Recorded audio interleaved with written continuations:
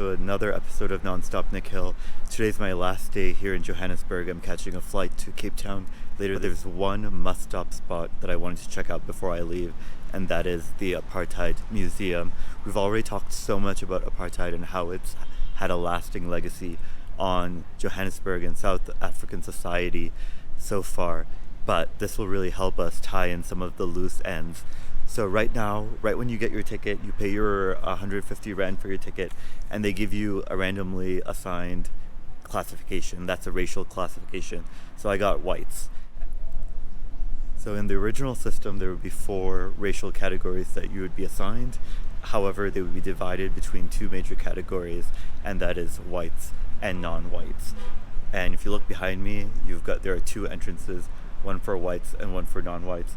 I will not be going through the non-whites or the colored entrance. I will be going through the white entrance. So let's see what that experience looks like.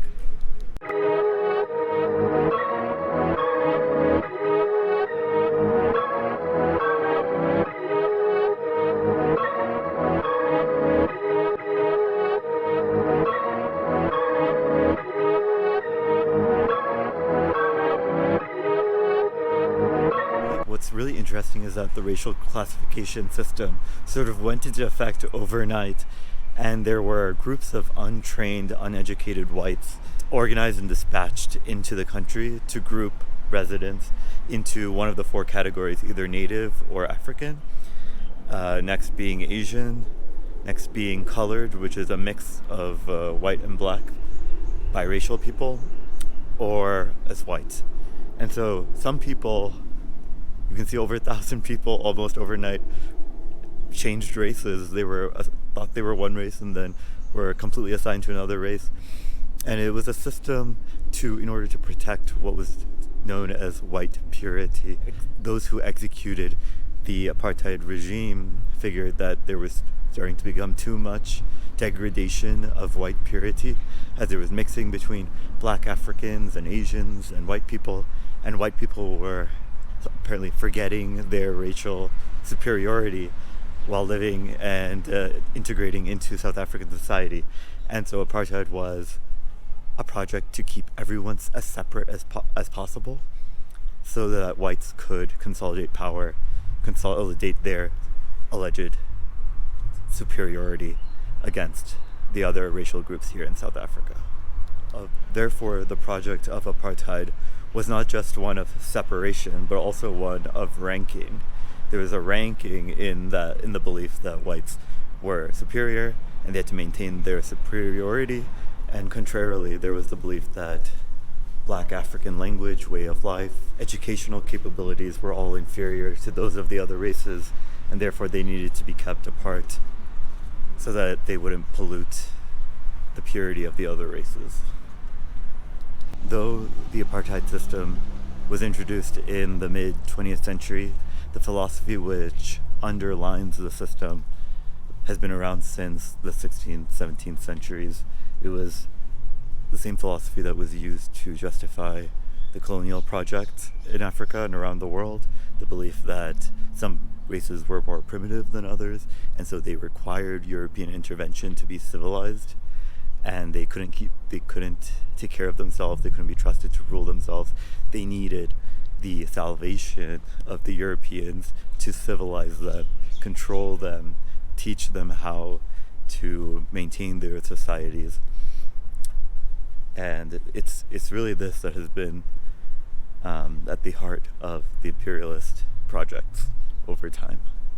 Just toured the Apartheid Museum here. I can't really film inside, but I just want to give you a little overview of exactly what there is in this museum. So there's a permanent exhibit which chronicles the rise and fall of the apartheid regime from the 1940s up to the 1990s.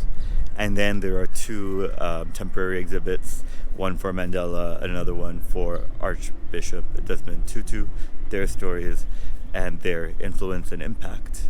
The exhibit begins by tracing some of the reasons which allowed for the rise of apartheid in the first place, largely the economic reasons being land and demand for labor, And when you think about that, the main thing that comes to mind here is the discovery of gold in Johannesburg. And for the capitalists to take proper advantage of the natural resources of the city, they had to find labor, and they had to find labor cheaply.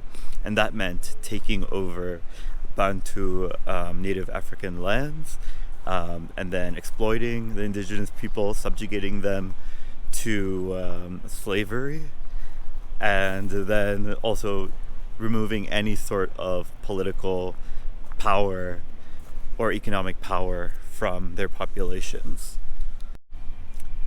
This project of exploitation was committed by both the British settlers as well as the Dutch Boer settlers. However, once they sort of fought amongst themselves, resolved amongst themselves to create a confederation between the two white powers, they were both able to then shift their attention towards subjugating the indigenous Africans for their common advantage. At this point, there were no more African kingdoms, no more sovereign African lands here in South Africa. There was a type of democracy in that there were elections, but only white people could vote in them.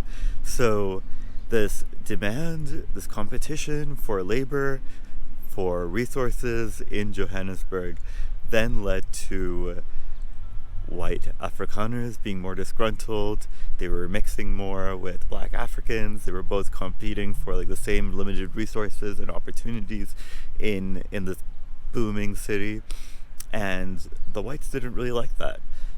So it's very similar to what happened in the US with Donald Trump. There was a sort of white populism that came into force by convincing white citizens, who are the only people who can vote, that they're somehow threatened by the majority of black residents and their black neighbors, and just black culture as a force which is able to pollute their white purity, while they are the minority in South Africa. And so in the late 1940s, the white electorate voted in the apartheid regime. And it was the apartheid regime which basically took the country back centuries into what's been described as more of a slavery system than anything else. Under this system, there were the four racial categories: the Bantu, indigenous Africans, mixed people known as coloreds, Asians, and then whites. Over time, due to the strong agitations by the oppressed groups, including some international efforts to sanction South Africa, which did eventually be successful, the apartheid regime realized that it needed to ease its grip on its white superiority, white nationalist policies. And so what they tried to do was at least co-opt some of the other ethnic groups who were not the black majority.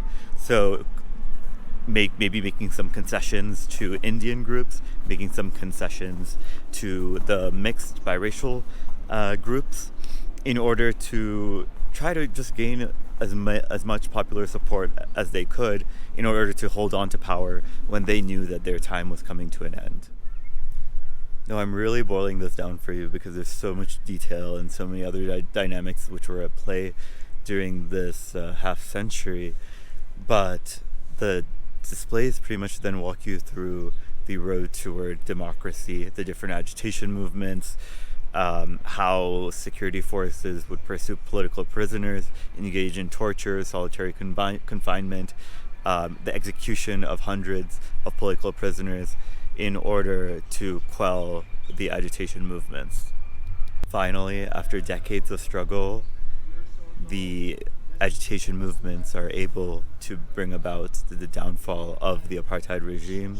Nelson Mandela is released from prison, and then the displays acknowledge that that's just the beginning. That's when the real challenge of state building and the truth and reconciliation process and getting this getting this whole population of the country, which has been living in such different trajectories for the past centuries, together to form a state in which social justice is the center of its constitution, where there's really a democracy. That's why everyone calls it the post-democracy period, when you actually have a democracy that's not just white people voting, white men voting, because women couldn't even vote at that point.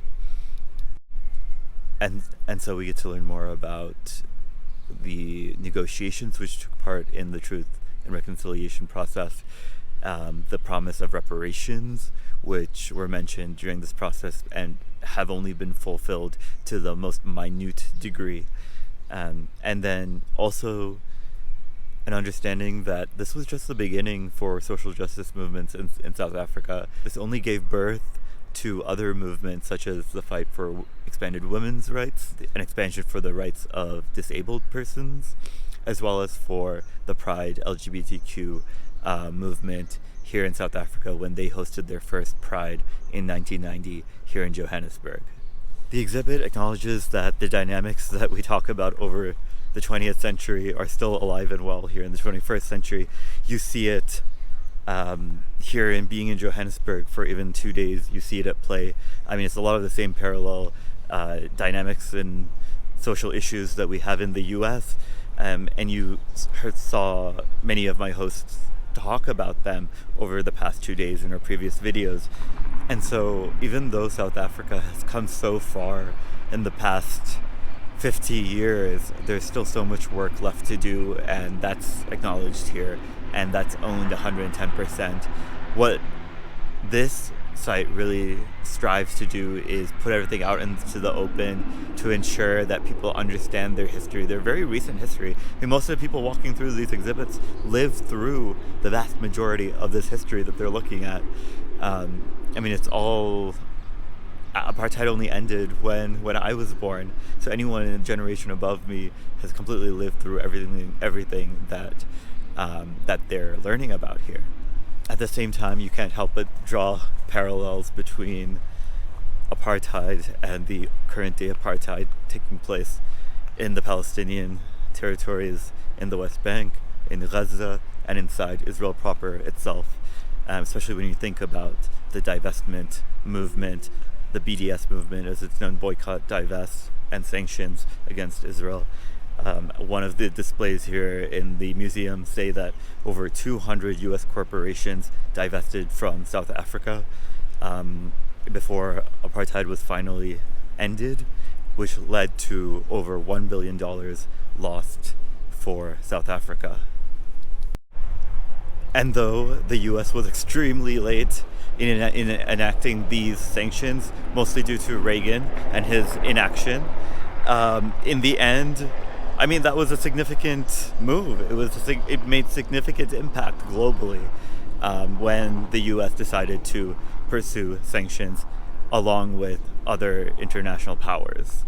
So, as I always like to do, I like to connect what we see in history with what we can do today and what's going on in the world today. If you aren't aware, with the BDS movement, with regard to Palestine, make sure you take a look at that, see how you can just make small changes to your consumer behaviors to maybe just not send money to some really, really bad corporations out there who are investing in Israel, and we can divest from them and hopefully invest in all the words that we like dignity, freedom, social justice, equality. All of those things are nice words, but it's really hard to enact anything or take any personal action towards those lofty ideals. But this is one way you can pursue that.